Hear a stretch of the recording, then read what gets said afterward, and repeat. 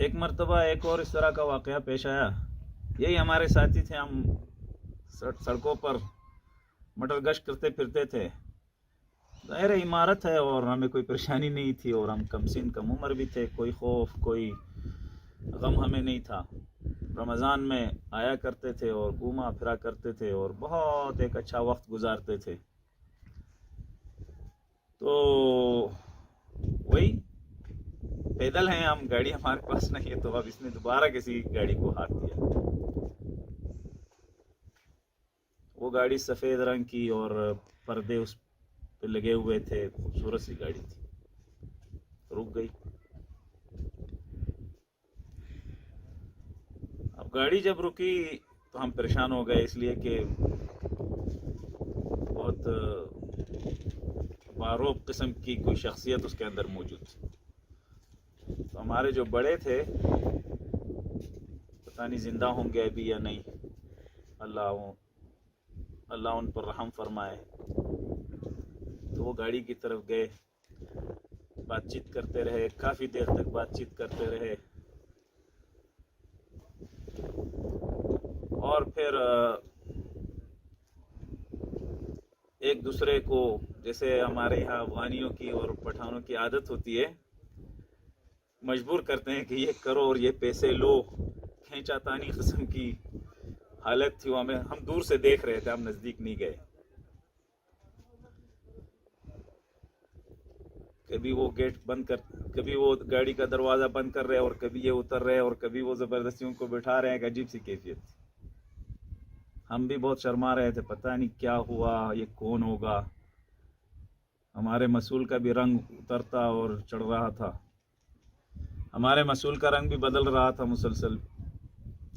بہرحال مسئول صاحب جب واپس آ گئے تو ہم نے کہا یہ کون تھے؟ انہوں نے کہا اللہ کے بندو, ہر وقت میں تم لوگوں کو کہتا ہوں گاڑیوں کو ہاتھ مت دیا کرو, تمہیں پتا ہے یہ کون تھا؟ تو ہم نے کہا ہم کیا جانے کون تھا. انہوں نے کہا کہ یہ امارت اسلامی افغانستان کا نائب وزیر خارجہ تھا. ہم تو حیران ہو گئے, اس لیے کہ اتنی بڑی شخصیت کو ہم نے راستے میں روک لیا اور کافی دیر تک رکے رہے. وہ پھر انہوں نے کہا کہ یہ بہت اچھے اخلاق والے انسان ہیں. انہوں نے مجھے یہ کہا کہ میرے ساتھ اس وقت فیملی ہے, میں اپنی فیملی کو گاڑی سے اتار کر یہ درخت کے نیچے کہیں بٹھا دیتا ہوں اور آپ لوگوں کو لے کر مستشفی عمر پہنچا کر واپس آتا ہوں. اس وقت تک میری گھر والی یہاں اپنے بچوں کے ساتھ انتظار کرے گی. تو مسئول نے سخت انکار کیا اور انہوں نے سخت اصرار کیا. بس یہ انکار اور اصرار, اس میں کافی دیر لگی. اور پھر پیسے دینے کی کوشش کی انہوں نے, پیسے بھی ہمارے مسئول نے نہیں لیے. تو اس واقعے میں بھی بہت ساری عبرتیں ہیں. ایک عبرت تو یہ ہے کہ اتنی بڑی شخصیت, نہ ان کے ساتھ کوئی قافلہ, نہ کاروان, نہ باڈی گارڈ, کچھ بھی نہیں, اور بیچ راستے میں کوئی ان کو ہاتھ دیتا ہے تو گاڑی بھی روک لیتے ہیں, حال احوال پوچھتے ہیں. دوسری بات اس میں یہ ہے کہ اپنے بچوں تک کو, گھر والوں کو گاڑی سے اتار کر ہماری خدمت کے لیے تیار ہو گئے. حالانکہ یہ افغانستان میں بہت بڑی بات ہوتی ہے, لیکن وہ اس کے لیے بھی تیار تھے کہ آپ مہمان ہیں, آپ مہاجر ہیں.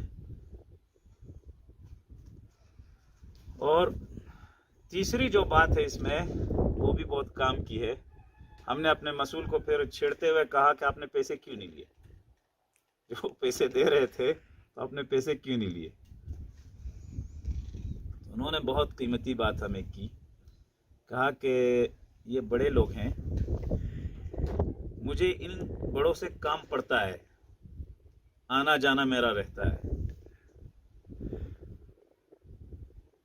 اگر میں ان سے آج یہ 2-3 ہزار روپے لوں تو کل جو بڑے بڑے کام ہیں ان کے سلسلے میں مجھے شرمندگی ہوگی. پھر انہوں نے ہمیں نصیحت کرتے ہوئے کہا کہ یہ بڑے لوگوں سے چھوٹی چھوٹی چیزیں مت لیا کرو. یہ بہت اچھی نصیحت ہے.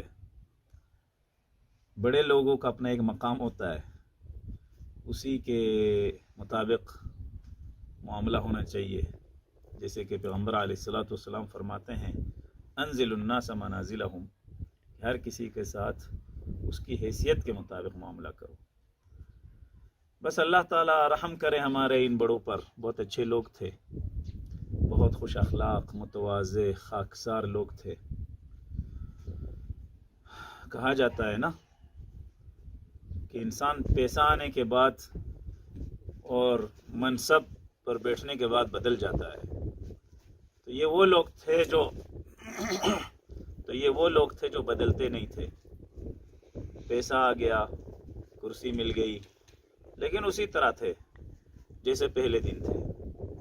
اللہ تعالی ہمارے ان تمام اکابرین پر خصوصی رحمتیں نازل کرے، اور جو آج امارت اسلامیہ کے نئے نئے حکمران ہیں اور نئے نئے عہدیدار ہیں، پرانے بھی ان میں شامل ہیں، اللہ تعالیٰ ان سب پر بھی خصوصی رحمت نازل کرے، اور اللہ تعالیٰ ہم سب کو ان کے بہترین نقش قدم پر چلنے کی توفیق عطا فرمائے.